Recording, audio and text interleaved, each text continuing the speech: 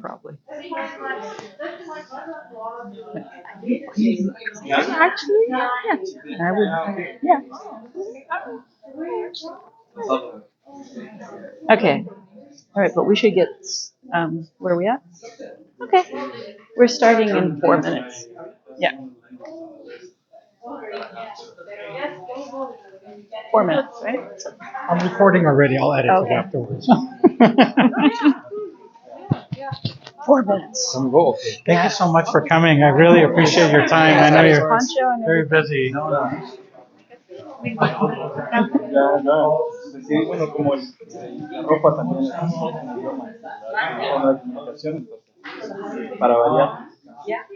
And thank you. I actually tried to recruit Joel recently to some legal work. No. How is this grown-up person your daughter? Like, when did that happen? What have you been up to? Lovely to meet you. Well, I'm good. I mean, it's kind of crazy, but They're like nephrologists. what and can like you do? pancreas. That's right. Kidney transplant people. Just you have your own. And I'm flattered that Isabella and Claudia thought these two were my kids. Is they cute? Well, they are a Milo and a Gigi. They are, but just a few years ago. So, but yeah, he's right between these two. He's right between these two too. As a percentage of the population, though, I noticed that there's a lot more Well, I have one more ESRD year. patients down in the States than there are And then a year over of here. admin. I know. No, I'm thinking of you constantly up there because I'm doing what I can from up there. So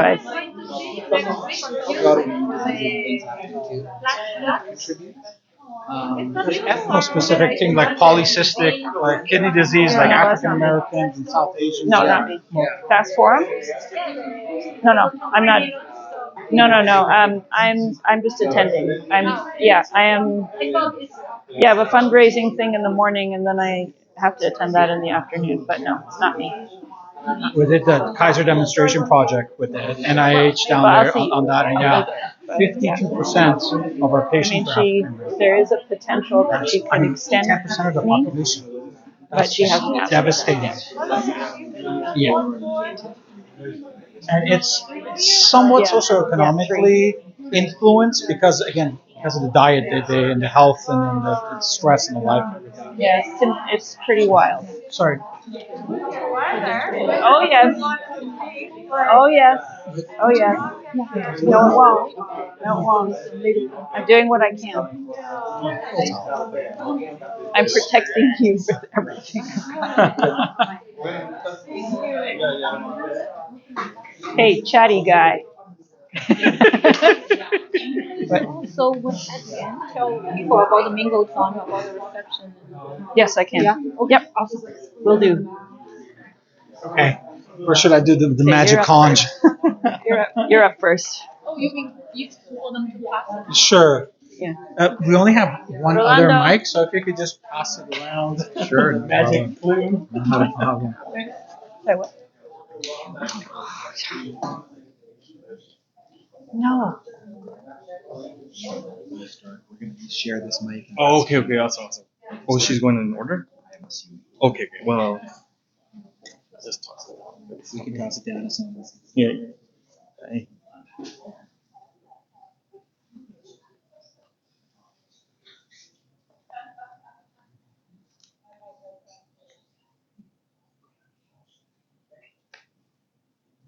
Hi everyone, I'm Joy Johnson, President and Vice Chancellor of Simon Fraser University, and I'm excited to invite you to SFU's Multilingual Week, a vibrant festival that celebrates the incredible diversity of culture and languages spoken within our community.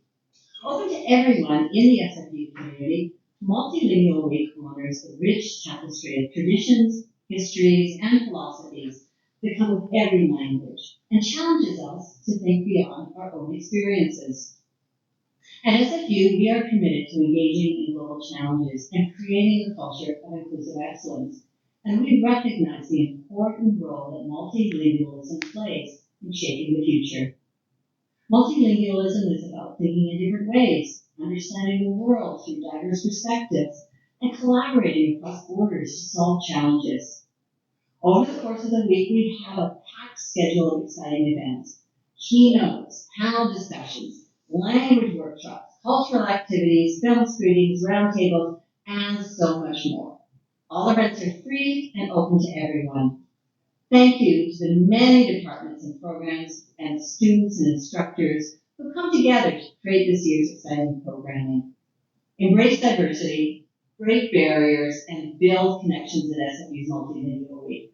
I hope to see you there.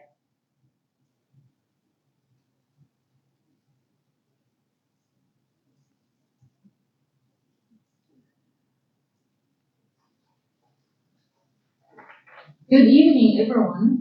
Thank you for joining us today to the opening keynote panel of Multilingual Week 2025. Before we begin, I would like to take a moment to acknowledge the land on which we gathered today. San Francisco University respectfully acknowledges the unceded traditional territories of the Coast Salish people, including the Slave Sioux, Coquitlam, Squamish, and Musqueam nations on which SFU Berkeley is located.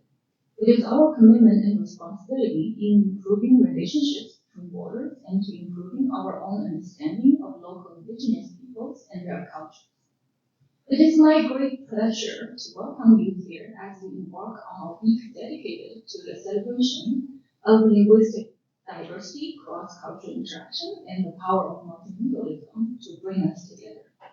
I hope the conversations and dialogues will inspire one another in our shared community, in our shared commitment to fostering understanding across cultures and communities. Please take a moment to scan the QR code to view the complete list of the various exciting events of this week across the university. Tomorrow evening, we will have a research keynote panel on the role of multilingualism in research. We look forward to seeing you there as well. Next, I would like to express my gratitude to all the guest speakers today for generously contributing their time and wisdom to today's event. I will now pass the floor to our esteemed event moderator, Associate Dean Dr. Rolando Aguilera, to introduce our guest speakers and lead us through the rest of the night. Thank you. Good evening, everyone. I'm Melik Ortabasi, and as Ja said, I am currently Associate Dean of Undergrad Programs in Faculty of Arts and Social Sciences, but I am also a very proud member of the Department of World Languages and Literatures, and multilingualism is, of course, central to my life, my profession as well. So I would really like to thank all of our panelists today for joining us and taking time out of your busy schedule. I'll take a minute to introduce you, but then I'd like you to sort of introduce yourselves in terms of your story. So I'll start here with immediately to my left, Rolando Aguilera. He is legal counsel with the BC Public Services and previously with the Ontario Ministry of the Attorney General. Rolando has experience using Spanish as a translator and legal service provider to assist clients and communities throughout the Americas and with the process of truth and reconciliation efforts here in Canada. Thank you, Rolando, for coming. Jagbir Gill is a transplant nephrologist and medical director of the kidney transplant program at St. Paul's Hospital and is a clinical research scientist at the Providence Health Research Institute.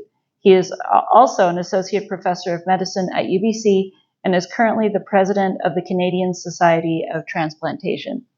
Thank you, Jag, for joining us this evening. Danny Busayong is a registered speech-language pathologist with the Association of BC Speech Therapists and Audiologists. She is committee chair for Equity, Diversity, and Inclusion Committee and the Director of Social Media for Speech and Hearing BC. Thank you, Danny.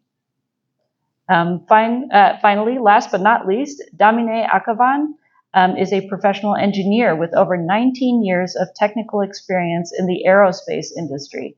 She is the founder and CEO of Global Women in STEM, promoting human rights for women and equity-deserving groups and challenging the status quo in science, technology, engineering, and mathematics, or STEM, through education, innovation, advocacy, and action. So a hand of applause for our guest.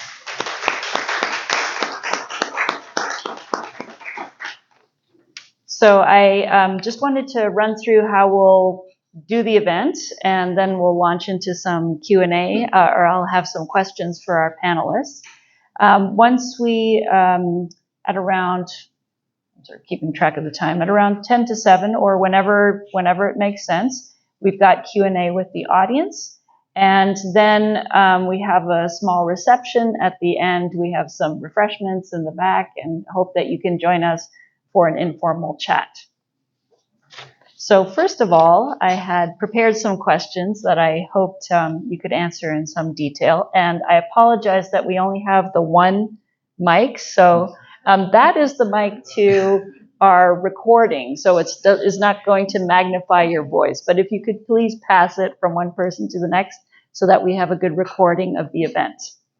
So my first question, and if you could answer it one at a time, is if you could sort of talk about your career story, but in terms of multilingualism in the workplace. So, I mean, we could talk from we could talk about our careers from many perspectives, but we're sort of looking for multilingualism. So, Rolando, you want to start? Can we focus just on the workplace part? Well, or? Sort of the story of your career and how multilingualism played a part in that. Okay, I'm going to take a little bit of a step back to that before and because I was talking to some of the participants about, I think I would be remiss if I did not mention protagonist in my language acquisition journey, which is my grandmother from El Salvador, Maria Cipriana Sanchez Valencia, and my family immigrated to Canada in 1981.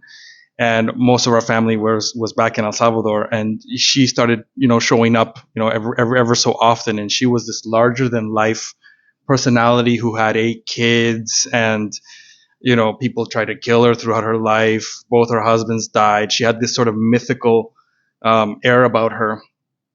So she would come and tell these stories and make everybody laugh. And I didn't really quite understand, but I was too embarrassed to lead on. But I also was very had a strong sense that I didn't want anybody to mediate for me. I didn't want to get the story secondhand or translate it or, pollute the message, right? I wanted direct from the source. That really gave impetus to a lot of my desire to, as a heritage speaker, to really learn the language. Again, just so I could listen to those stories in an unperverted way.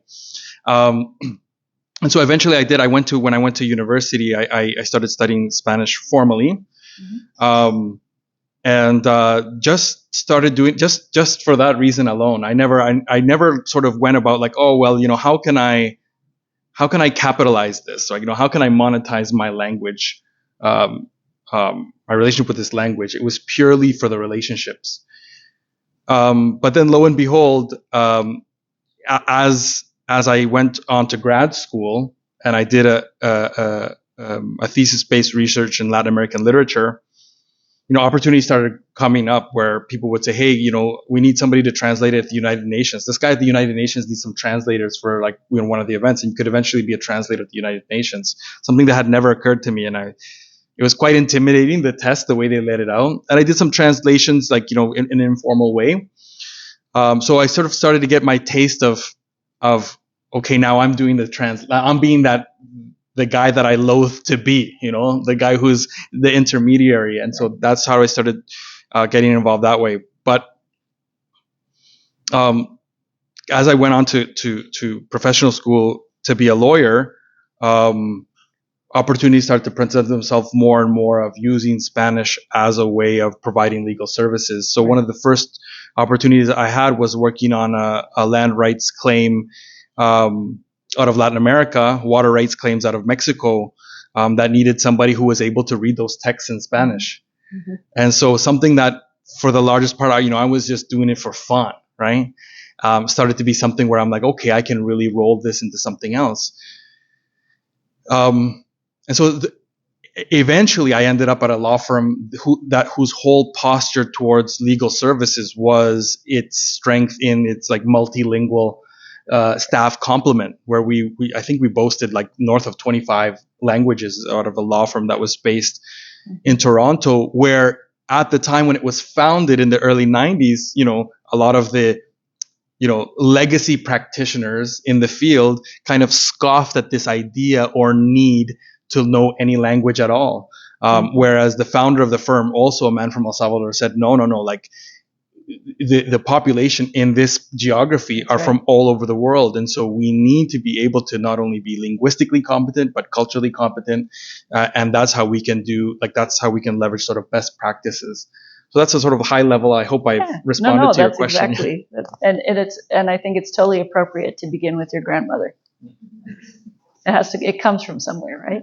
Yeah, no, that's fascinating. I think it's really interesting listening to your experience, actually, because there's some parallels. But my parents came here. I'll maybe just give a brief context in terms of my experience. So my parents moved here from India in the early 1960s. So I was born here, raised here, not that integrated into Indian culture, so to speak, in a major way. And interestingly, grew up during a time, for any of you of that era who kind of remember, in the late 80s, early 90s, the schooling environment, there was a lot of stigma with English as a second language, to a point where you almost, if you're part of an immigrant community, are over boasting that English is your first language, and you're overcompensating in a way. And so you almost have this sense of, I must be incredibly proficient in English, even at the cost of your cultural language. Mm-hmm. And so it wasn't really, we'd have this two-way communication at home where my parents would be speaking some combination of Punjabi, which was their primary language, and English, and I'd be responding exclusively, me and my siblings, in English. And so I understood it very well, but my speaking skills were weak. And it wasn't really till university where I just took an interest, because I think the cultural tides were shifting a bit in terms of acknowledging multiculturalism, recognizing the importance of multilingualism. And so that's where I started to learn the language.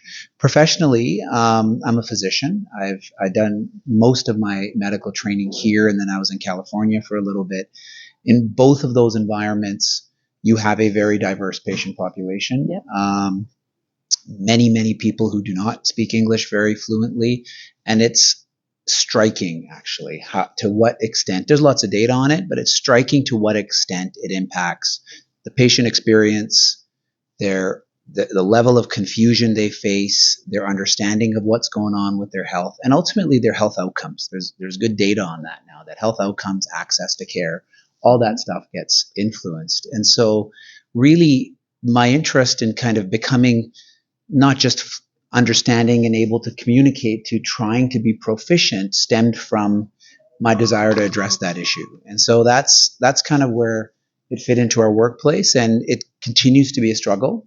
Mm-hmm. But, I'm proud to say that we have in our group, and in many groups in healthcare now, lots of people who speak second languages and third languages. And, we have global trainees that come and work with us from around the world. And so that really has enriched our experience with this. But, I'm sure we'll get to this more as we speak. But I think the ability to speak another language is so critically important in healthcare today. That's right. That it's, it's shocking to me that it's not embedded into our core curriculum.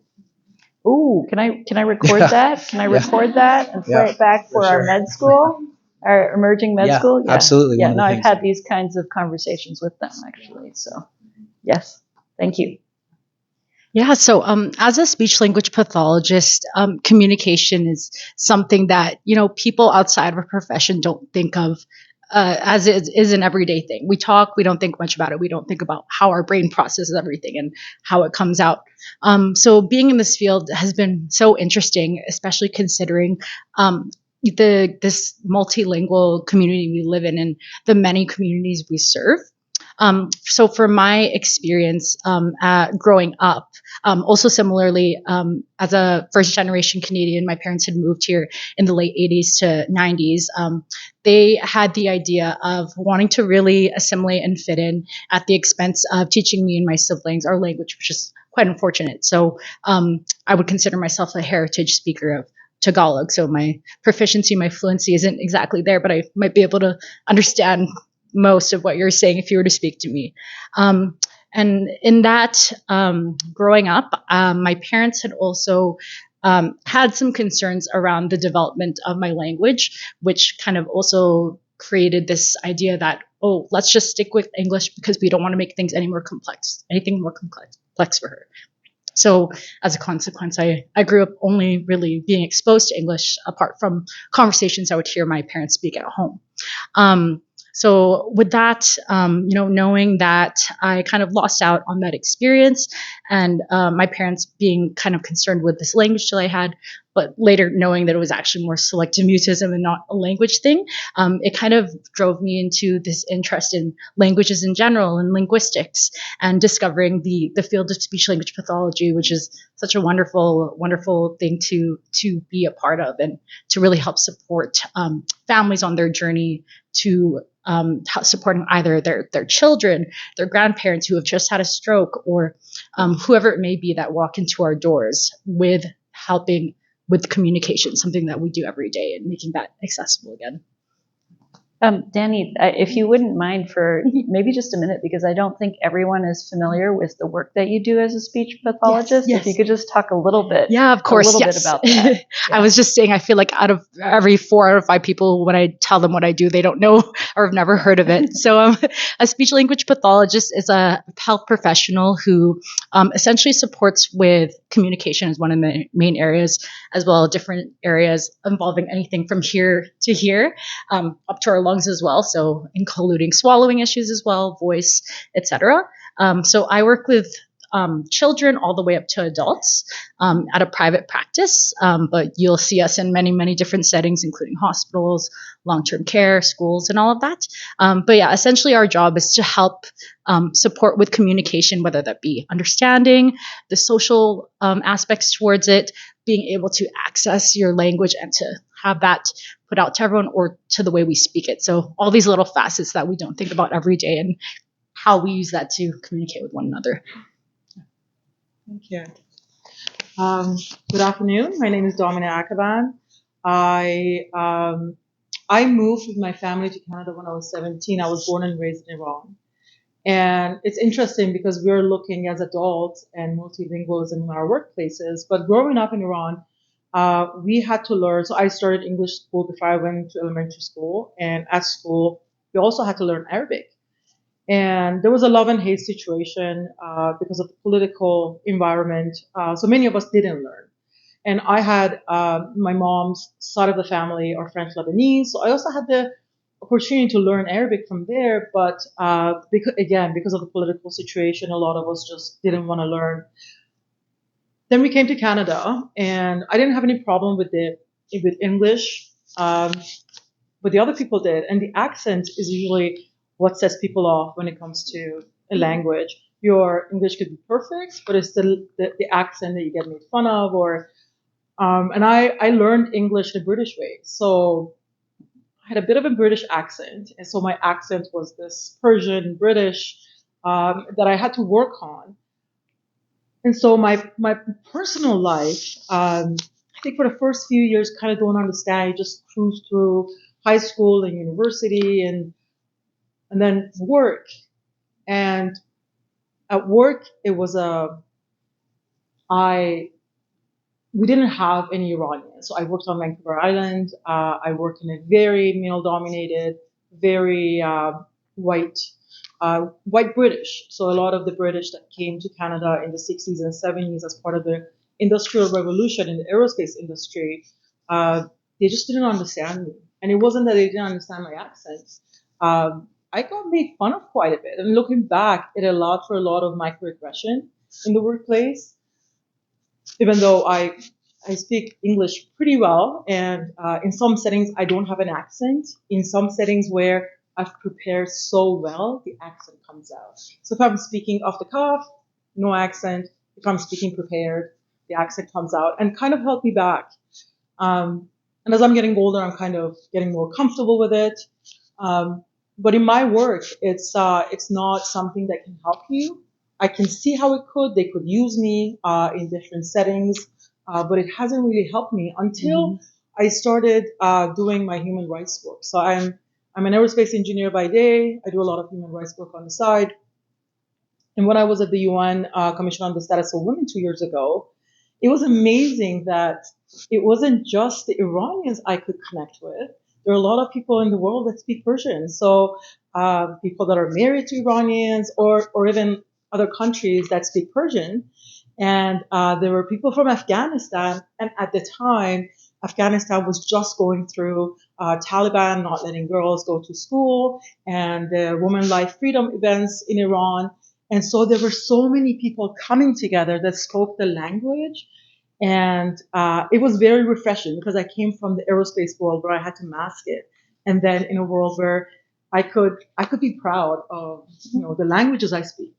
That's it's very interesting. And I've been trying. So I'm going to Commission on the Status of Women again in March, and I'm looking forward. And we have a group actually, Persian-speaking people, and again, people from we have a German person who learned Farsi, and we have people from all over the world that are kind of getting together just because of a language that I've kind of at times tried to distance myself from.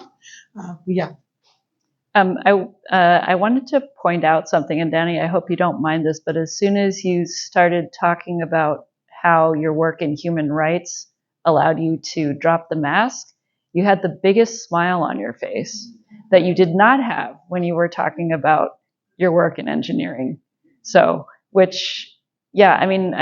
sort of made me think about how some spaces make us mask certain aspects of ourselves, that's not on you, but you have to deal with it, right? So, I just wanted to say that your face just lit up when you started talking about it. My second question, actually, you kind of answered it already, which was about, we're going to get to the positive stuff, but you did talk about a challenge presented by multilingualism in the workplace, which was that there were a bunch of old British guys in your office, who, and in that crowd, you were the exception, you were the odd one out, and that made you a target, and very uncool, obviously, how the micro or macro aggressions that you experienced there. But you could say that it wasn't multilingualism itself that was a barrier, but that it caused you trouble because of the people who were around you and who didn't understand it. So that's one challenge, right? But I wanted to maybe work our way back to talk about, maybe different kinds of challenges that it could be in the workplace itself. I can imagine, people coming into your practice, speaking different languages, or patients you've dealt with, clients you've dealt with. Anyway, if you want to add something, by all means. Absolutely. So sometimes it can be funny. So right now we have people coming from everywhere and a lot of newcomers. And the accents are sometimes hard to understand, especially with now I've been working remote for a few years, and you don't see people at the beginning of COVID, everyone was excited videos on. But then at some point videos started getting turned off. And I don't understand when I see people and I can't read their lips. I can't understand, especially with masks coming on. And so I have to ask very politely, for them to repeat, follow up with emails. But one thing that's been interesting for me is direct translations. So I do that all the time. We've been here for 28 years, and I still do it. I remember I was proving a drawing at work, and my coworker's handwriting was terrible. And I looked at it and I said, you can put this outside in the sun and it's going to start crawling. You understand? I understand it, yeah. Like, what are you talking about? I'm like, you just put the words outside and they start walking around, and everybody's just looking at me. And I didn't realize that. You're saying it was chicken scratch. Yeah. And it happens all the time. At home it happens, outside aside, I just say something, direct translation, and I find it so funny. And nobody else does, because you just don't understand. So we get that at work all the time, and I think one of the most important things going through that, even not understanding someone. I think last week there was an event at the White House, and they kept asking the Indian group to repeat, like they kept, or it was the journalist. Can you repeat? I don't understand your accent. I think it's so important to turn it around, be polite about it. You're not all expected to understand everyone, but to know that they're trying so hard to make sense. You just can't. It's very difficult if you speak another language. It's very sometimes the accents just your tongue doesn't turn in there. So just try to be very polite about it. Yeah, and they're doing the courtesy of speaking your language. So at the very least you can do is be polite, right? Yeah. I think in my line of work, the most pervasive thing that I see day to day is the myths surrounding bilingualism. Oftentimes you will have parents coming in and you're getting your history from them, and they say, oh, we speak such and such language at home. We're going to stop that because we think that this is contributing to the fact that we're here and that we're here speaking this language delay. And so it's been, even thinking back to when my parents had their same laws, and up to now, 2025, people still have these myths surrounding the idea of multilingualism and how that's impact language networks. I'm here to say, with all of the evidence up to date, that learning a second language does not impact language learning. Whether you have a developmental disorder or if you're learning 3 languages at a time, you are capable of learning that language, and the rate to learn it will be the rate that it will be if you will learn a second language. So it's important for people who are, maybe have children and thinking about this, or considering it and thinking about how can I, tie my languages and help instill this cultural and linguistic identity into my child, so that they have this connection to who they are, that you can do that, and that you don't have to be afraid that you're contributing to a delay that essentially is not true. Thanks. Let's bookmark that actually, because I have an interesting story. I have one heritage language that I learned. I have one lost language that I didn't learn, and then I learned another language later, as a second language or third or whatever. But it was interesting because my mom, who is German, she had the same, when I was born, she had the same people. They moved to the States, and they had the same people saying things like, oh, you'll confuse your child, whatnot. She's like, I'm from Europe. Everyone speaks like 3 languages anyway. Why in the world would I listen to you? She's much more polite than that, but she basically didn't listen. And so I grew up speaking German and English, and it was no problem, right? And we also had the advantage that, German, at least in the 70s when I was, born, was not a language that was necessarily looked down upon, because that's the other aspect, right? Turkish, which would have been my other language, was a different story. But I would have learned that one, except it was my mom that was home, not my dad. but it's a whole different dynamic, right? Depending on the language that it is. But I think I know so many people in your situation where you didn't learn the language from your parents because they felt like they should assimilate their children. And my former spouse, same thing, did not learn Chinese for the same reason, right? So it's a huge, it's a very unfortunate thing. And so I'm glad you're telling people that it is not the case that language acquisition is slowed down by learning multiple languages. Nice. Jag. Yeah, there's some very pragmatic challenges that we face. So, we speak the language, but when you're working in a professional environment, there's a difference between colloquialisms and professionally phrasing something. With medical language, there's an additional layer of making sure that you do that. So what often happens is that you've got a range of people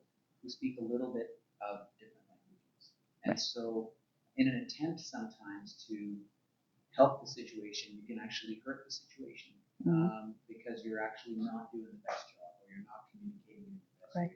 Whereas perhaps an interpreter may be a better option in that case. And so there's sometimes some unintended consequences with good intentions. But I also think there's some very kind of, awkwardness sometimes that creeps in. So I work in a teaching hospital. We have large teams. We'll go in and see patients on board. So you've got a group of 5 people walking in. The patient doesn't speak English. And so you're having to carry on this conversation, but at the same time interpret for your team so that you're not leaving them out. So which takes a bit of practice to kind of do that smoothly. Yeah. So that's a very practical thing. And then I think a bigger issue actually is a potential for burnout. Because what ends up happening is that if there is someone who speaks the language you speak, they have whether to do you're all of looking it. after that patient or you're in another department or you're wherever, you will get constantly called upon. And so there's simply not enough capacity for people who speak the language to deal with the volume. That's why my commentary work is such a critical issue. Yes. Like we've got pharmacists in our group who speak both Cantonese and Mandarin. And where Sarah is getting called in all the time, and pulled away from what she's doing to help out. So it's very practical.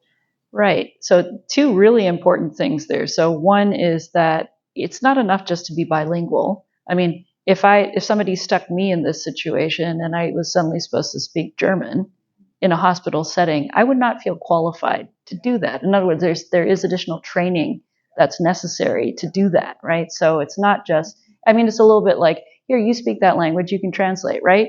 It's not that simple, right? And then the other thing is the famous, obviously, the profiling, right, that happens. And, it's always you. It's always going to be you pulled into the same things over and over again and not really being necessarily rewarded for it. I mean, we can all say, you just do it, but really it should be remunerated, right? It should be a part of the job description, say, or it should be something that is accounted for, right? So, yeah, thank you. I was thinking about this question before we came, and I kind of, the first immediate reaction I had was because I had kind of started to seek out environments and where multilingualism was like necessary or required. I've never really felt like there's been a challenge of, it's always been an asset. And I think I want to sort of make, I'm really moved by my co-panelists' commentaries, especially like, having felt that, you're not allowed to speak, like, we're gonna hinder this child. And it just provoked a couple of thoughts for me because I don't want to walk away like a guy who's like, oh yeah, it's all good, I think like there may be a hierarchy of prejudice in terms of like, which languages have more currency than others. Like being a Spanish speaker, because of the Americas, relationship with the Americas, and because of that history, it's kind of always received kind of positive. They're like, oh, you're the fun guy. You're the, oh yeah, hola, ¿cómo estás? Right? Like everybody's coming up to you. Oh, like, so there's that kind of feeling that I've never really felt like it's been a bad thing. On the contrary, like when people used to come to my home, we used to like, they're like, you're eating this tortilla with this, you're eating this food, and this is who we are. So I think time as well as culture is an impact, and so the environments that I can move in North America, I think are facilitated by our proximity to our neighbor to the south, which like Spanish is the unofficial second language, right? Despite best efforts to erase, from official, right, from and there official, is that erasure, right? But you can try all you want. I'm sorry. You can try, but it's not going to happen. So there's that. But so my experience with challenges might be more in the way of like those informal relationships. Like sometimes there's people you can tell that they don't really want you speaking your language, right? Like they're like and I'm sure people have heard that. Like, the speak English, right? If you've ever been subjected to the speak English, right? And, the arrogance of this demand. Yes. Your ancestors have been in this land for a couple hundred years, and you are now dictating who can and who can't speak this language where and under what circumstances.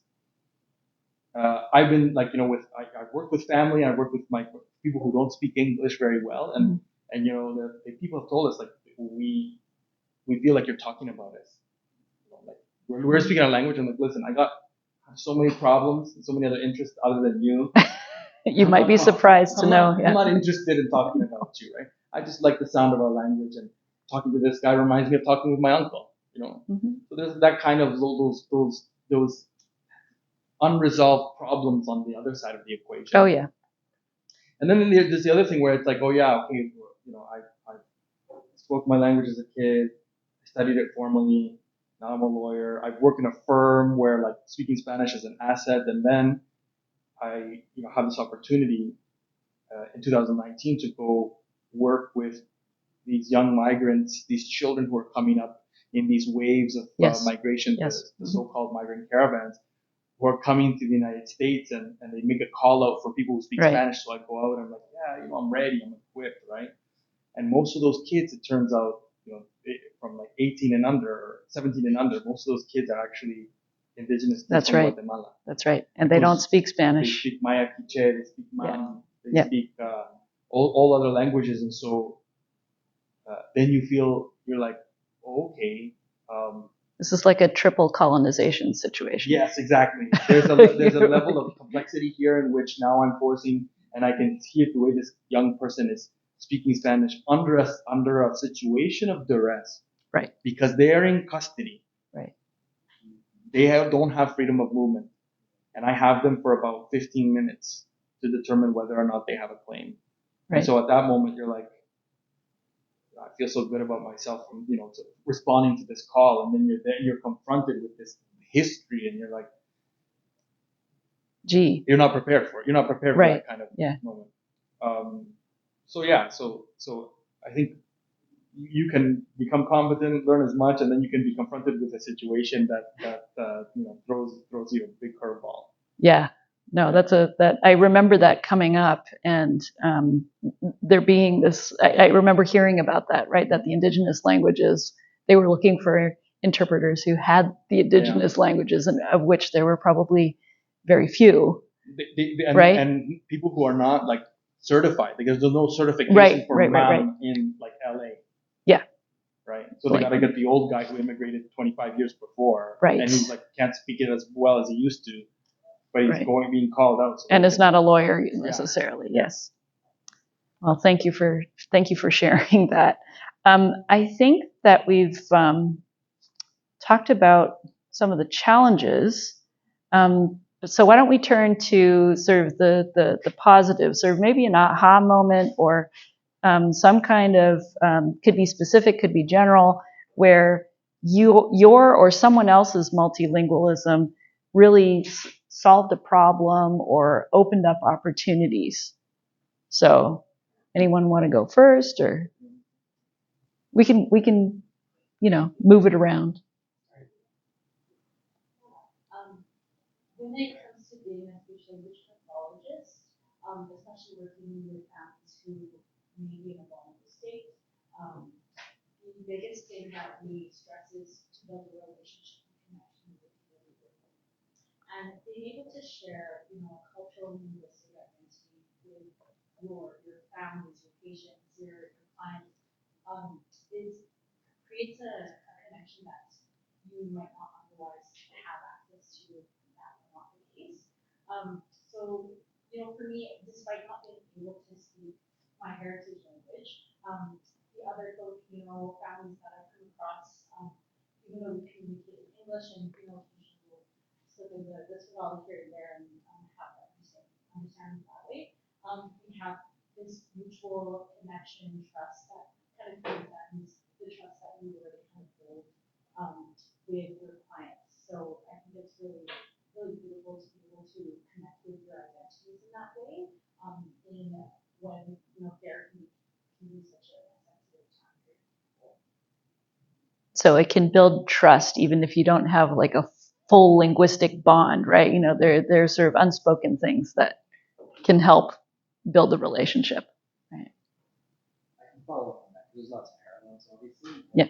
Here, I think I think that's probably the greatest benefit, just selfishly, in terms of when you're working with a patient and you can tell they've struggled through the system, right, and kind of gone through many interactions where they haven't kind of figured out what was going on or didn't fully have an understanding of what's, and you're talking about their health.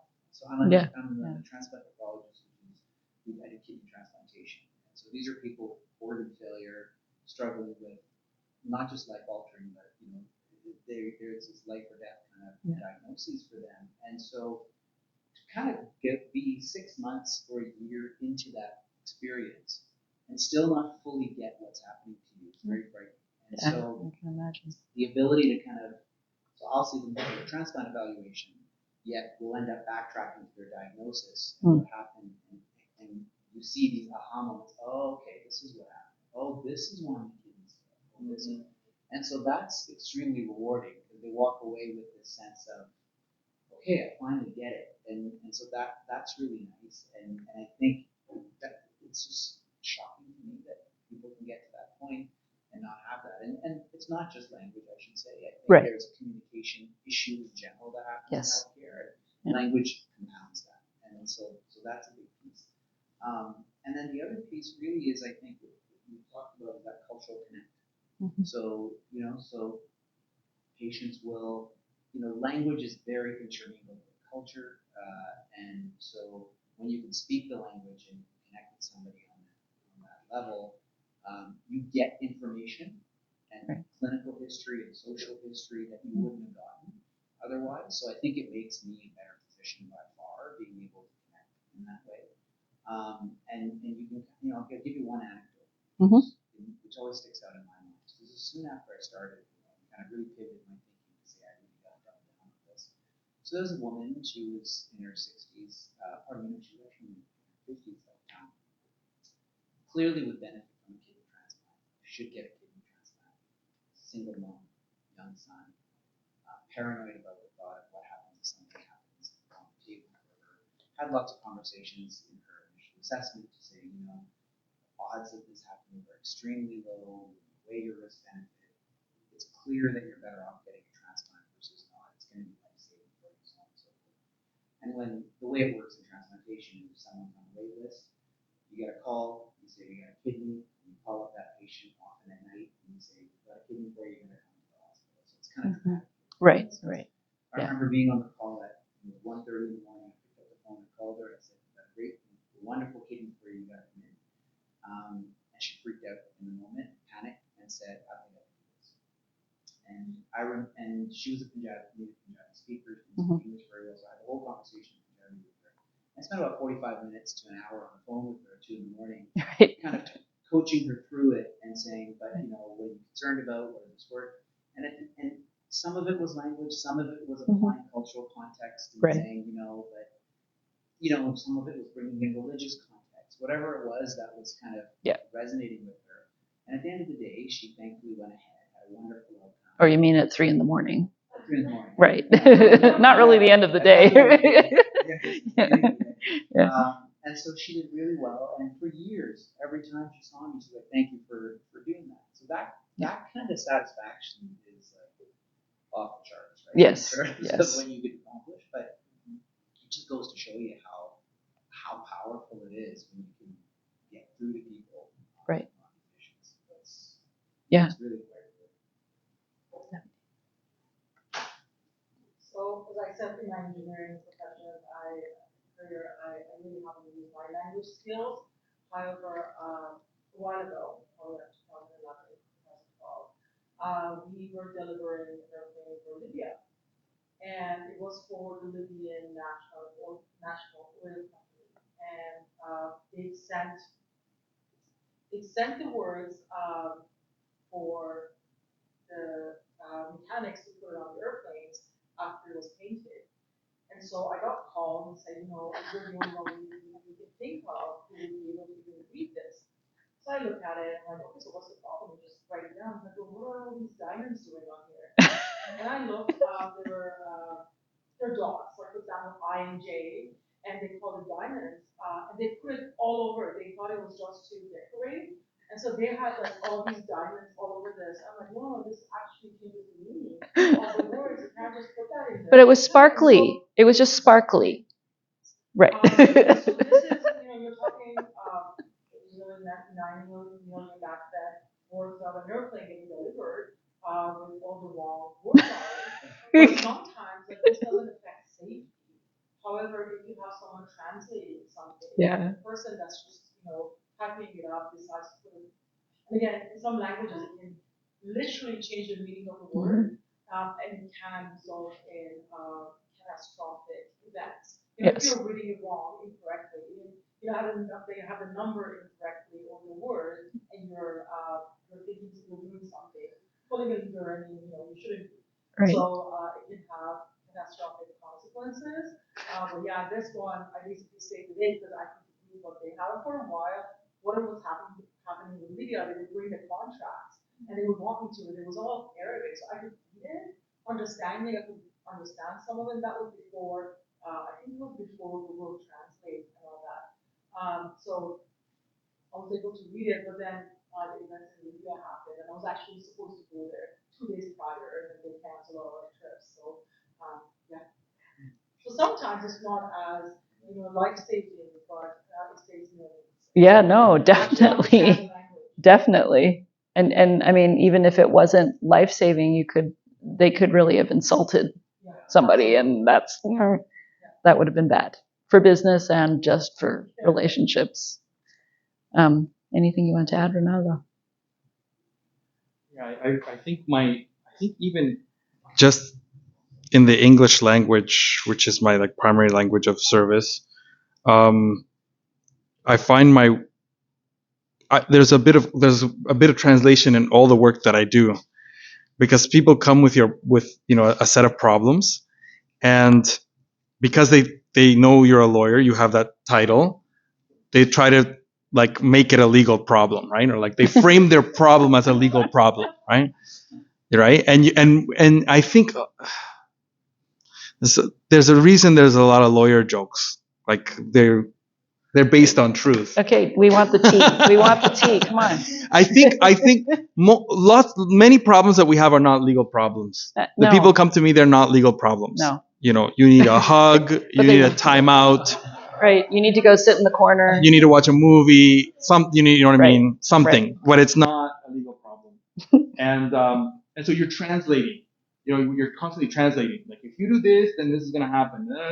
Right? You're just explaining. So when you're doing that, again, when I'm doing that in Spanish with clients, when I used to, my bread and butter, it was about helping them navigate that system and reassuring them that, hey, you don't want to sue this guy, right?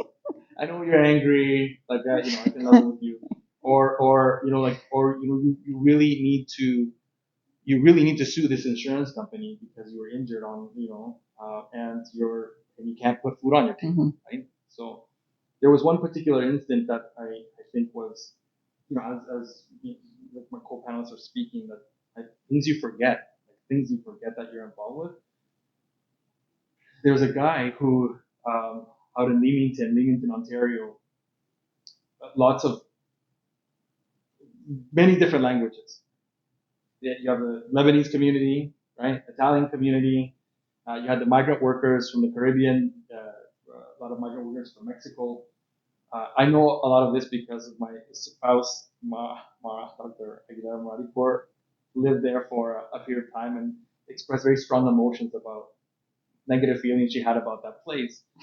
So when I got a call about a man who had been injured on the job in one of these, Leamington has a lot of farms and greenhouses that produce a lot of produce that you see if you go to Costco.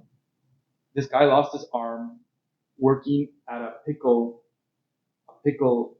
factory, and his arm got caught in a machine and it tore it off.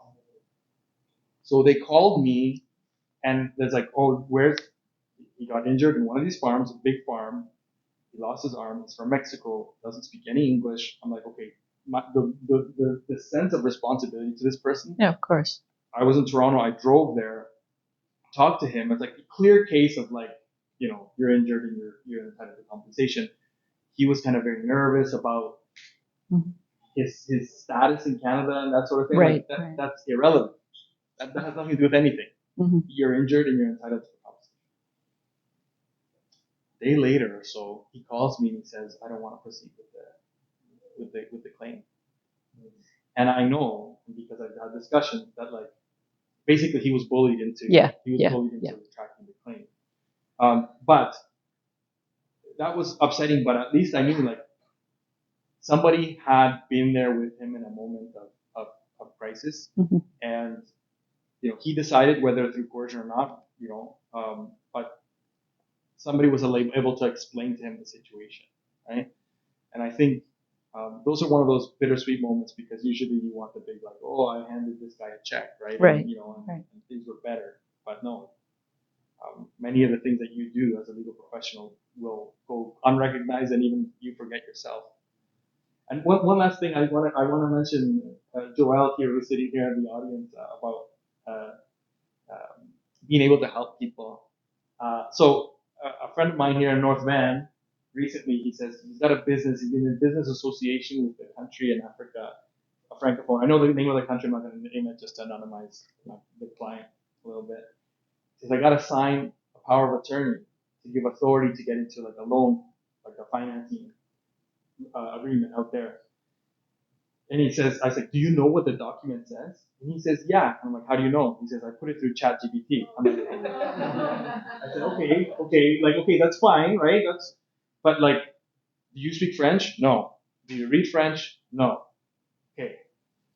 Now, I as a lawyer could be like, whatever, give me $50 and I'll like commission your document. Like, what do I care if you get, you get the rug pulled out from underneath you? So I said, no, we got to do this right. We got to do this right. So this is what we're going to do. We need to have a French speaker appear before me and you with the French document. I need to swear. I need to administer an oath to the French speaker to say, I speak French. This is how many years I've been speaking, blah, blah, blah. Then that person is going to read you the document and translate it. Then you're going to swear to the contents of that document. And I'm going to administer the oath to you. Then you're going to sign the document that says, we all held hands together and spoke many languages together. Right. And it was let's get into that. And then we had a big hug, and it was all good. Right. Yeah. Unfortunately, he went with another route, with another option. But it's one of those examples where, like, we were on the verge of doing something very beautiful, and through relationships with people who speak multiple languages. Even this event, like, I'll go away, hopefully getting your contacts and, maybe getting into something legal later on. But I mean, it's also, I mean, cautionary tale for everybody, really, that you cannot always rely on an automated translation. Absolutely. Certainly not for detailed legal or scientific documents. I mean, you might come up with some very, very interesting results. So I have a video that I like to play in my first year translation course. You can look it up on YouTube. It is the theme song to The Fresh Prince of Bel-Air, that the show. Anyway, with what's his name? Will Smith. Thank you. Anyway, so this group of composers took the song, which is essentially a rap, right? Is The Fresh Prince of Bel-Air, talking about how he moved to Bel-Air from his rough neighborhood. And so they ran it through Google Translate 20 different times through 10, I don't know how many different languages. And each time it produced a new rap. And so they had musicians perform the rap like 5 different times with the different results. And it's like a game of telephone. By the time you get to the end, it's completely incomprehensible, right? So anyway, look it up, Google it. Fresh Prince of Bel-Air, rap, translation, something. It'll come up. I promise it's worth it. Yes. So anyway, don't rely on automated translations. People are better, even though that guy maybe went off and used ChatGPT and Maybe he's in trouble now because he didn't listen to you. Yeah, I will see. I don't want to hear it. No, you don't want to hear. You don't want to hear about it. No.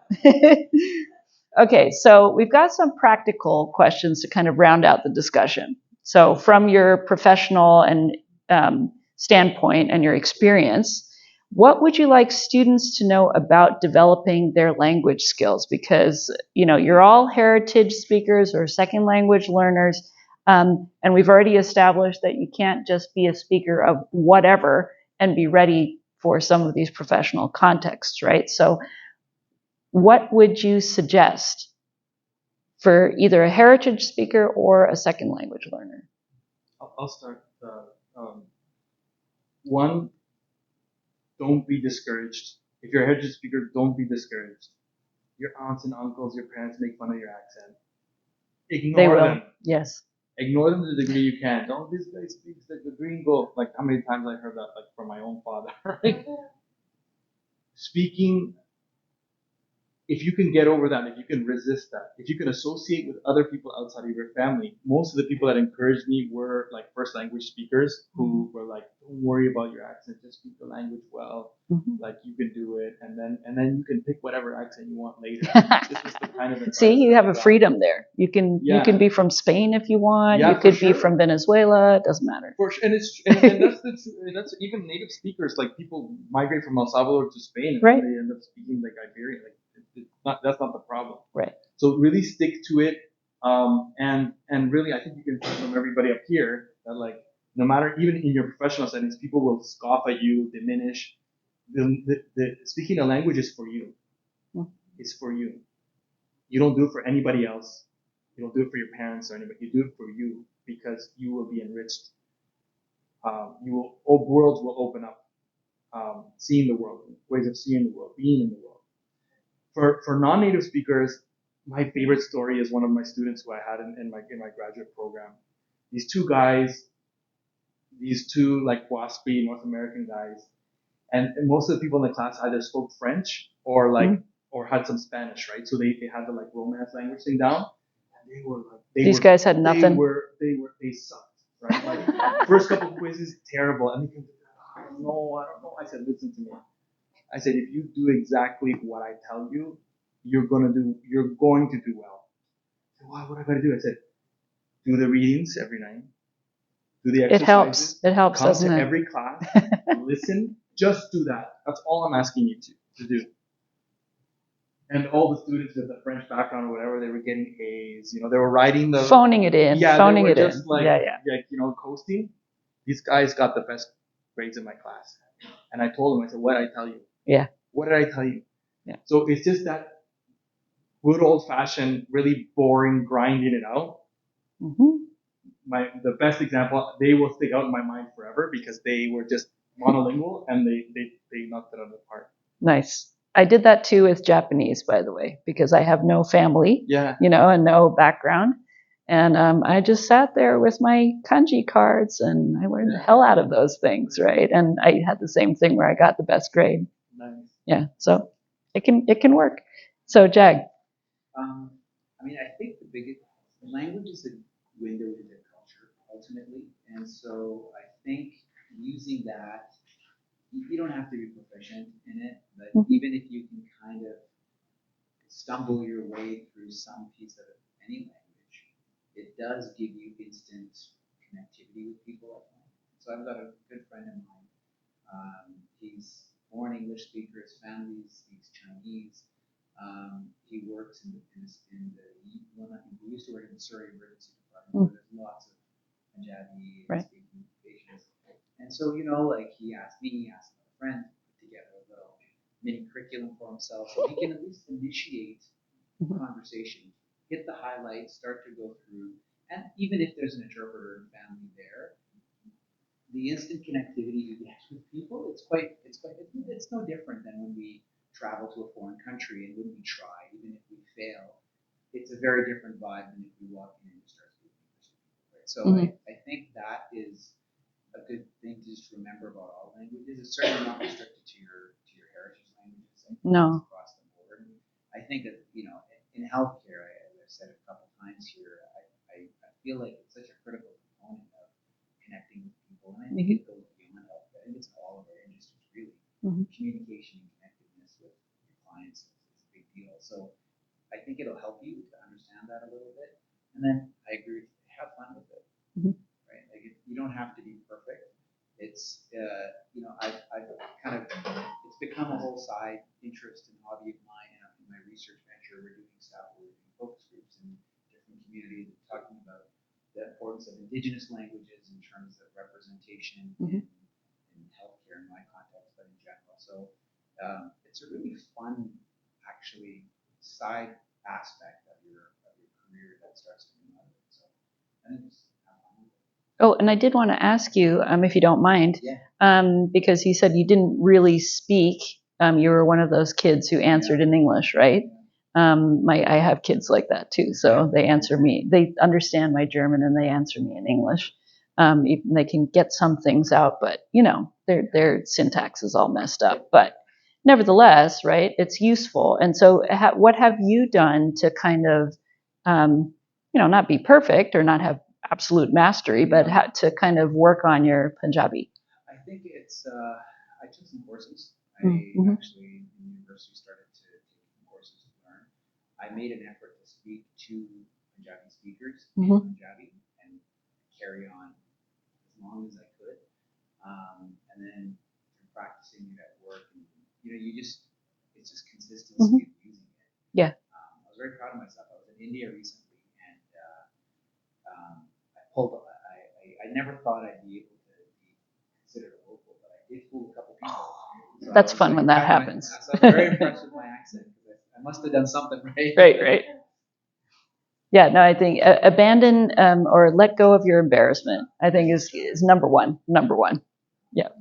Danny. Just really adding to that, I think an important thing to know is no matter the proficiency, it doesn't take away from your identity to practice yourself. For me, I always struggled with my identity of am I Canadian enough, am I Filipino enough, do I connect with members of my own cultural community, because I don't speak ethnicity, no proficiency with them. Along the years, this journey with accepting and figuring out who I am in this cultural sphere really just comes to understand that, that does not separate from who I am and does not make me any less a person. So, just remember that you are still doing and to that is important. Yep. So we know that speaking multiple languages allows for advancing cognitive skills, problem solving skills. That's right. So I knew this when I was younger. We didn't have as much access to how easy it is right now to learn. But I know that with my child, he is 7, but he speaks 4 languages. We're learning patois together. They're interesting. We listen to music. And that's how a lot of people in other countries learn English. Listen to music. Yeah. I mean, sometimes you learn incorrectly, but you still learn it. But it's so important that I feel like as I'm getting older, I feel more connected to where I came from, and it's more interesting for me. It's going to be hard reading poetry, but just being able to talk to people. Again, the accent thing comes in. I speak with my parents. I don't have any accent, but then if I meet someone who's Iranian and I'm trying to talk to them, the accent comes out. It's just the English accent in my version comes out, and it's just absolutely horrible. And they look at me like, "You've been here for a long time." I'm like, no, I can speak pretty well. I just don't know what's happening. But it's so important to learn as many languages as possible because you can connect with the person, and then especially for those of us like I immigrated. I don't know how it is when you're born here, but it really does connect you with people. Teaching it to your child. My child also has the identity thing. Am I Iranian? Am I Canadian? My husband's Jamaican. It's like what's going on? But I always try to explain that there's some words that I don't know in English. There's nothing equivalent in English. And so if I didn't teach him that language, he wouldn't be able to to speak. So I think it's so important. It really opens your brain. And when you're thinking, I count in Farsi. Like it's crazy. I count in Persian, but I talk in English. It's I'm at work and I'm counting something and it comes out in a different language. So it's really interesting how your brain just switches on and off where it needs to. And it's all you. So next time your son says, "What's going on?" you just tell him, "You're what's going on." Right? I mean, it's true, right? I mean, that's just who he is, who we are. There's no. I think it's only monolingual culture that has taught us that being more than that is somehow being less, which it's not. The words that you don't have, the phrases, there's nothing in English, right? Right, but you have them somewhere else. Yeah. That's the max. In English, we have so many different things we can say to show our love. You're pissed off. There's so many different ways to say it. In English, there isn't. And it's interesting, my child, his first word, the first word he said was, "Hey, Bobo," like it's like, "Oh, the world is ending," like something like that. That was his first word. It wasn't mom, it wasn't dad. The world is ending. Like when he's in a situation where he's speaking English, and then he can't figure something like, "Hey, Bobo," and then he just goes on and on with that. So it's amazing how that second language or first language just comes out of nowhere. Yes. Get your feelings out. Absolutely. Absolutely. So this is actually for all of us faculty in the room. So I wanted to ask you, in your professional opinion, this is the last question, tell us one thing you'd like the university to do to support multilingualism inside or outside the classroom. No guarantees. I can't promise we're going to do all of the things that you suggest, but it would be really nice to know. When I went to university, we just came to Canada 3-4 years, and I was offered a scholarship. I didn't take it. I thought it was a government welfare handout. I didn't take it. And years later, I found out that I was given that scholarship and I never taken the money because I didn't want a handout. But there was no one in the university to go to. Right now, again, it's changed. There's so many people from all over the place, across our different backgrounds. But what is so important, having mentorship, connecting people from different backgrounds, because truly, especially people who are here in the first 0 to 10 years, you're just figuring, maybe longer, you're just in this hazy, dazed and confused. And it's so important to have that mentor that understands your language. So if you need something, there's at the university level outside, you can seek help. Because not understanding the situation, you make a lot of mistakes. Monetary, academically, or it can be very difficult mentally. Yes. Away, not understanding what they're talking about. So it's so important to have that mentorship one-on-one, someone to go to, and be able to speak your language. That's a good one. I think that probably has improved, and we certainly have a lot of student clubs that are around languages or cultural traditions, and we have a set of peer mentors actually in FAS, and our student body is so diverse, right? That you probably would have found somebody with who speaks some Farsi, right? But yes, no, that's a really times have changed, but your point is taken, yeah.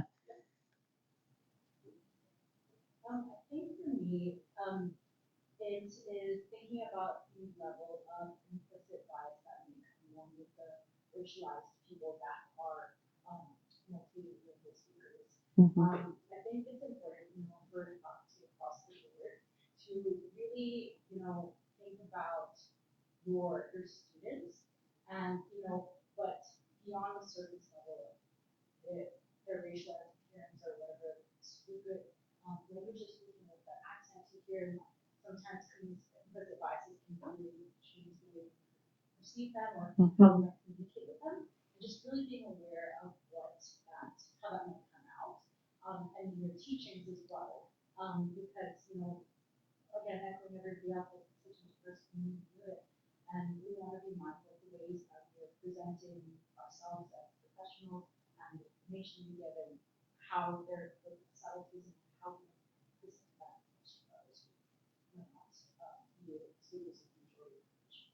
Yes, that's very true. So there's an easy one. Okay. For me, I think there's a great opportunity with the medical school that's being developed here. Oh, I'm on it. I'm on it. One of the goals, as I understand, is to make sure that it's going to be primary care physicians that are going to be very That's right. dealing with the diverse patient population. So it's a no-brainer to me that you would actually say language has to be a critical component of that. Right? How that works. Yeah, that's the difficulty, right? Yeah. But I think the fact that it should be part of it is straightforward. So I think that would be something really powerful. I think the other piece of it, I guess, is, and I don't know to what extent, there's a destigmatization of multilingualism that's needed. And also, and I think about this kind of not controversially, but in the sense that there's the people who come from a culture where heritage speakers or it's our first language, and there's the stigma you are concerned about that you're community. But there's also the general, primary English-speaking population that we need to address to say that being a multilingual speaker does not take away from being Canadian, does not take away from you being a fluent English speaker and communicating. Like, there's no threat. Right? So what you sometimes feel, right? That's probably some of the sense. It's kind of like, and like for some, it still sticks to me. Like, we go up on the hallway, English, please, Francais, s'il vous plaît. That was it. Nothing else. Like, track down the kids. Like, well, I think it's also a product of our generation too that has changed over time. I think, So I think I think that's happening. But I think also, in addition to destigmatizing, a celebration of multilingualism is needed. That's why we're here. That's why we're here. I think the idea of, kids when they're applying to universities or kids when they're applying to programs, making that a piece, right? Like, it's, I do sports, but I also speak languages. Right. And that's just as important. And so I think those would be the big asks.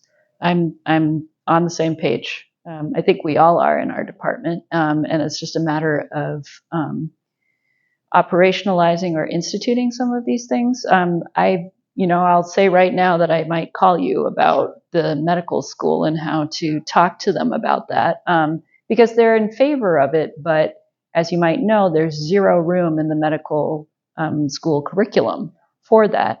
But one of the things that the university has started talking about is micro or alternative credentials, which are sort of directed more, certainly for students who are enrolled in the university, but also for professionals, right? Like say Fraser Valley Health, all of their employees are required to do X, and then they can do a credential in that or whatever. So I think that might be a more promising route, because I don't think there's any room to, to stuff something into the curriculum. But yeah, thank you. Yeah, this is the last word.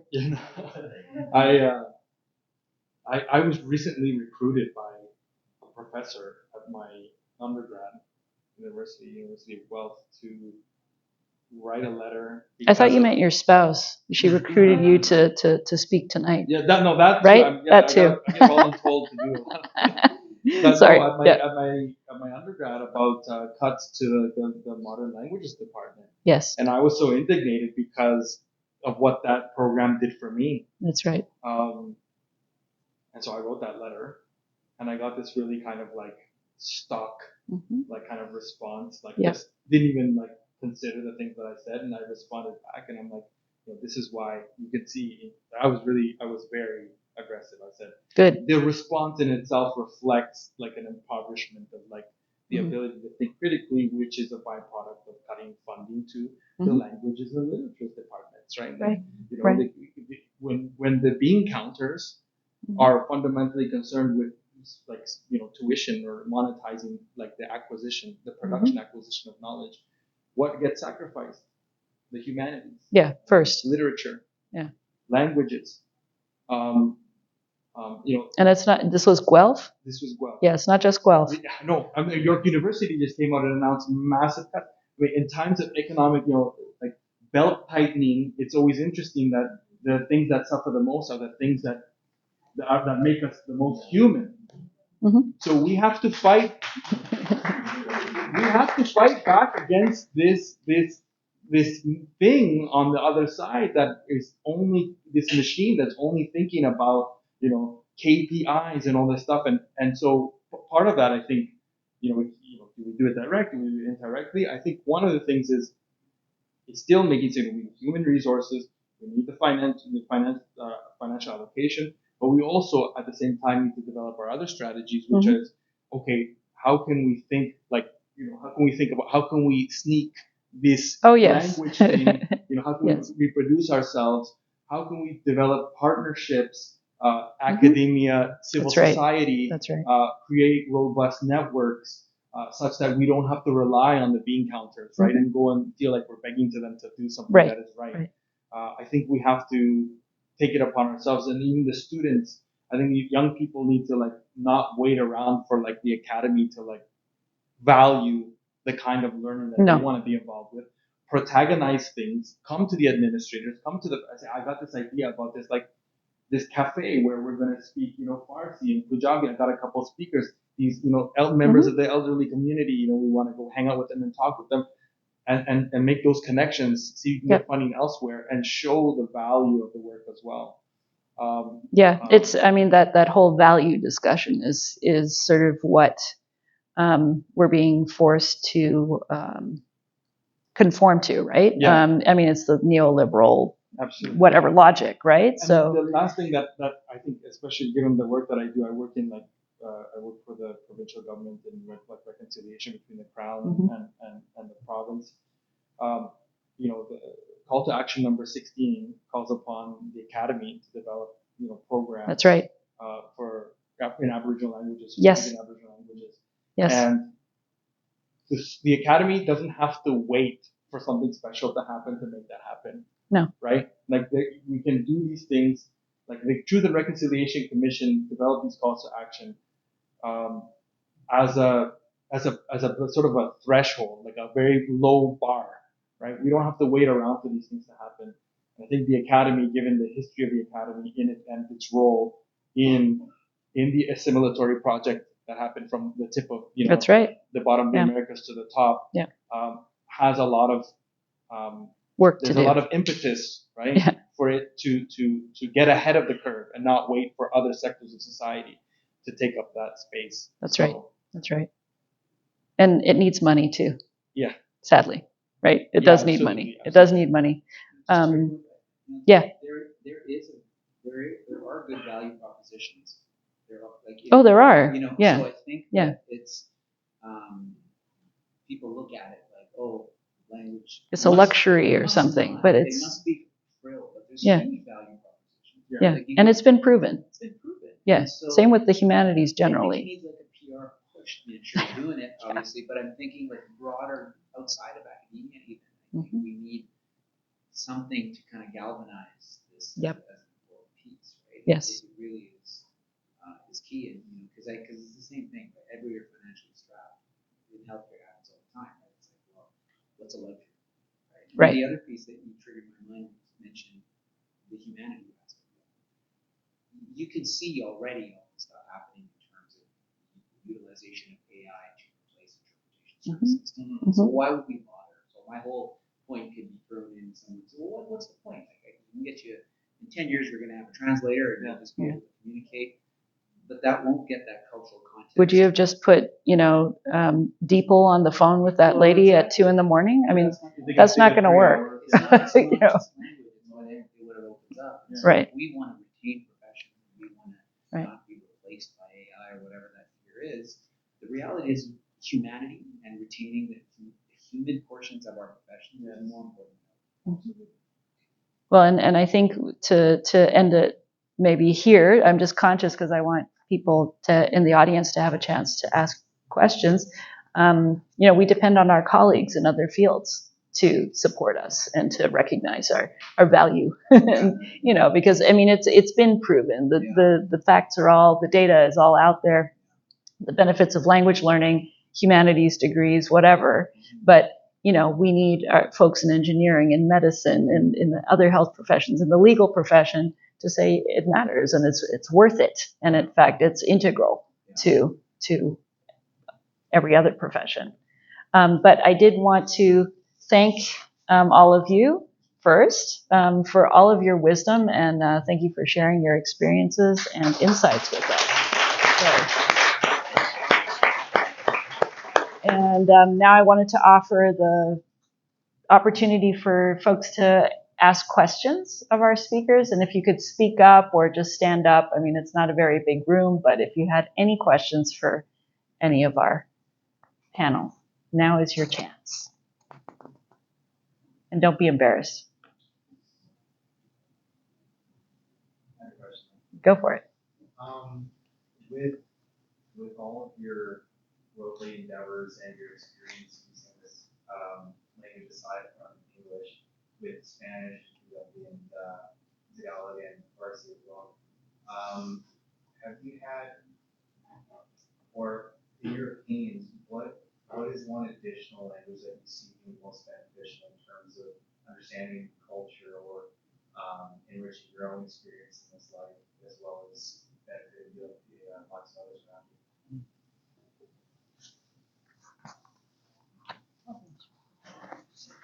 For me, it would be French. I had opportunities at Canadian Space Agency, European Space Agency, that unfortunately required French. And I don't know why, because the job was in English, but for some reason they needed French. So I keep thinking if I knew French, I went all the way, interviews, all the way to the end.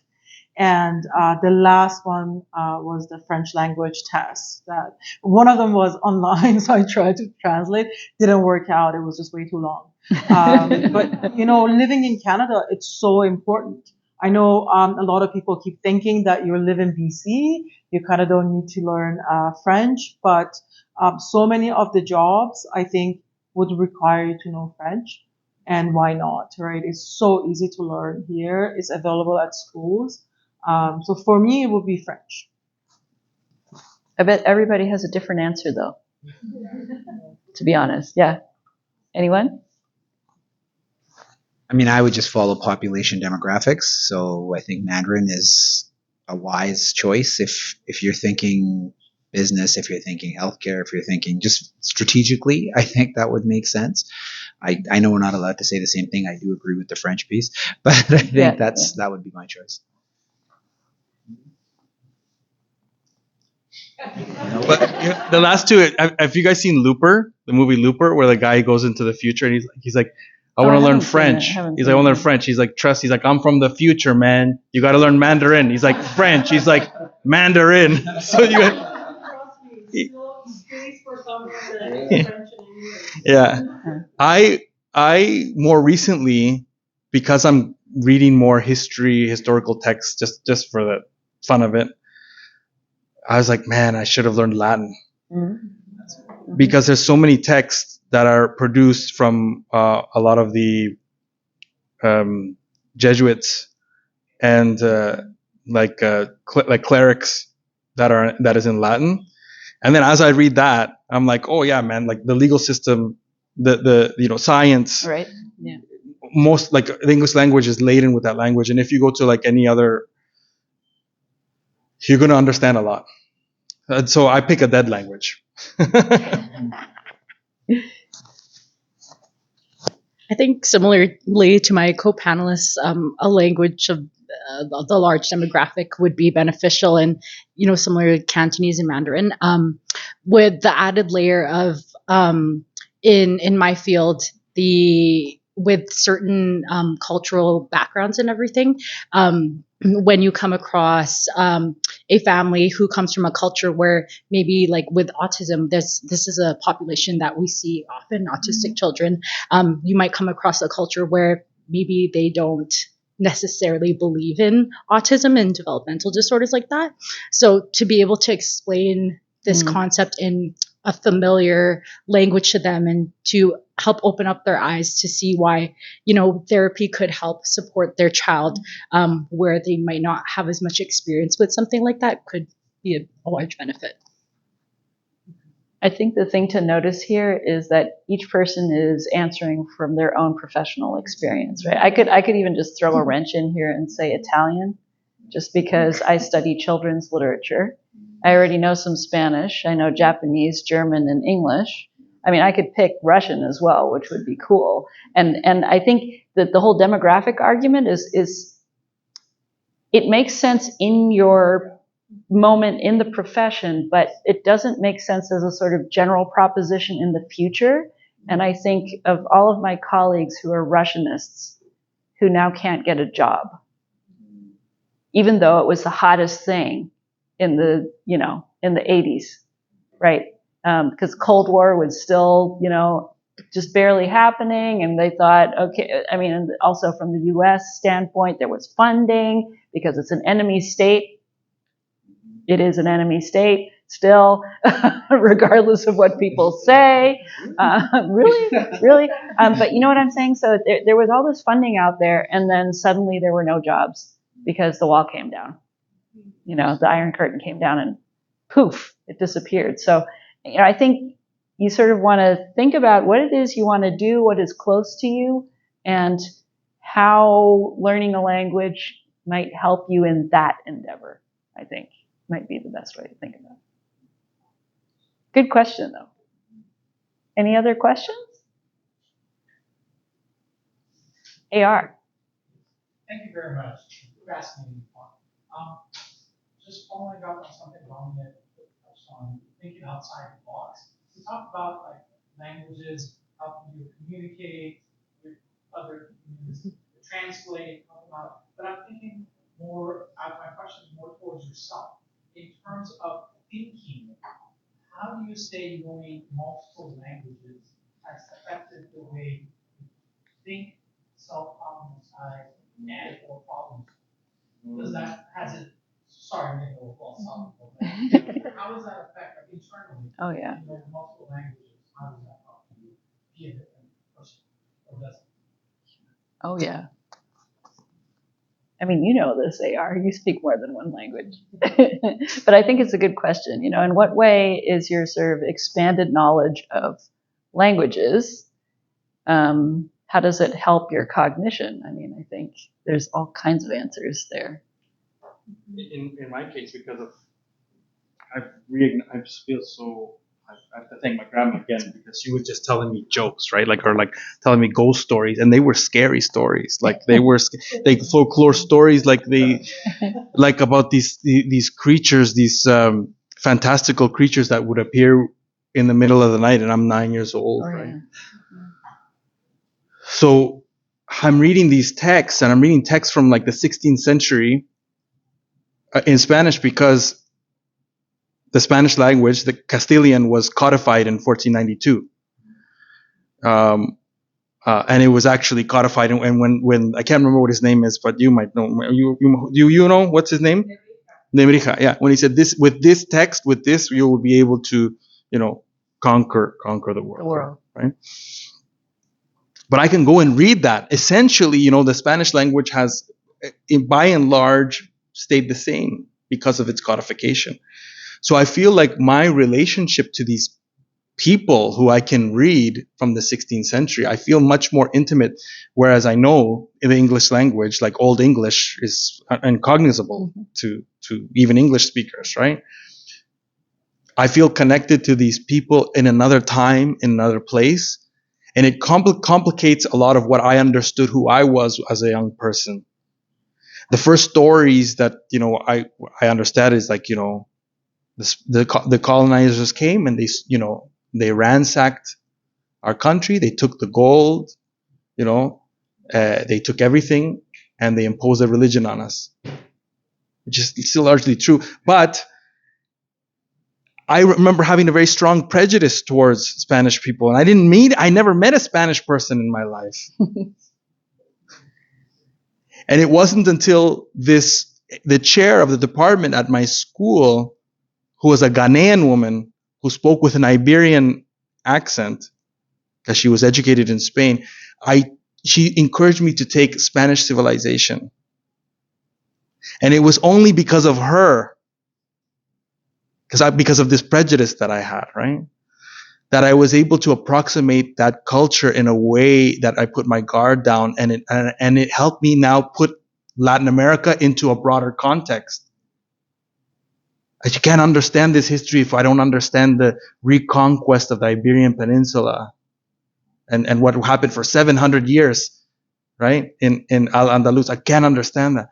So the language mediated through these various people, again, a Ghanaian woman who learns Spanish, goes studies in Spain, comes to Canada, and he comes into contact with a heritage speaker who has a prejudice towards Spanish people who he's never met. You know what I mean? And so it complicates my relationship with who I understand who I am and who I understand who they are, right? You wanted philosophical. You got philosophical. and now in terms of where you asked this question about language, like I tell my kids, I actually don't care what language they learn. Like if they speak Russian just because they want to read that's cool. Tolstoy in Russian, good for you. That's a hard question. I think for me, I think it's put a spin on storytelling. Storytelling has become very central to the way I think about things, and I think that's because of the way I learned language, especially because I didn't start off learning it very structured. It was kind of leaning on movies and entertainment and this kind of stuff. So the storytelling element became very core to my way of thinking because I was trying to learn a language.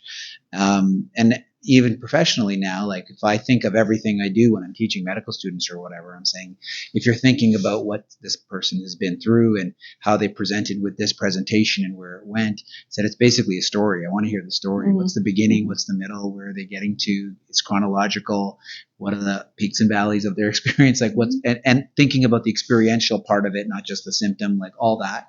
So I think it's impacted the way I practice medicine actually because of that whole lens.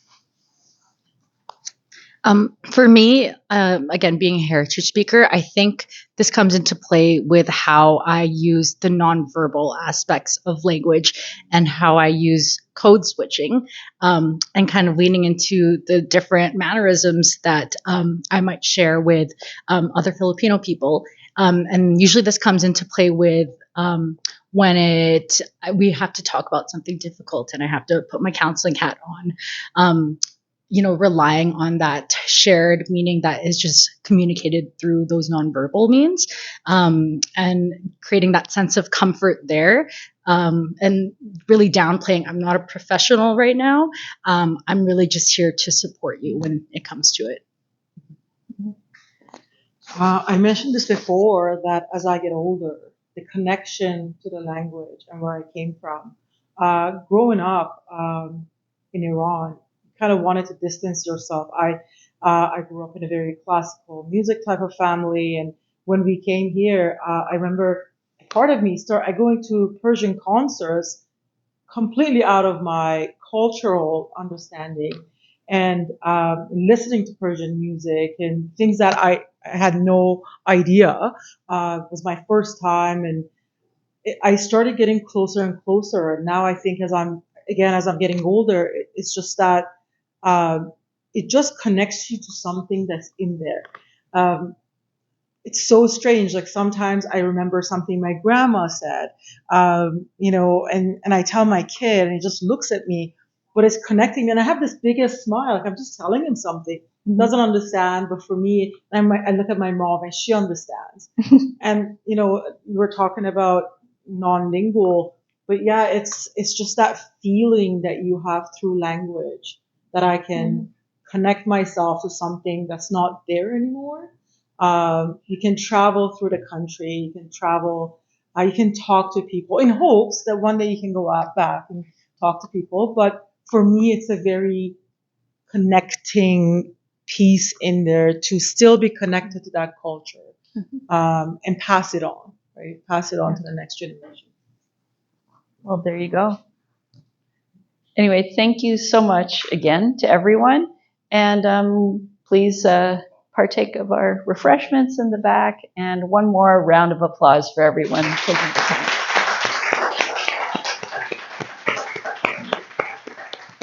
Thank you so much.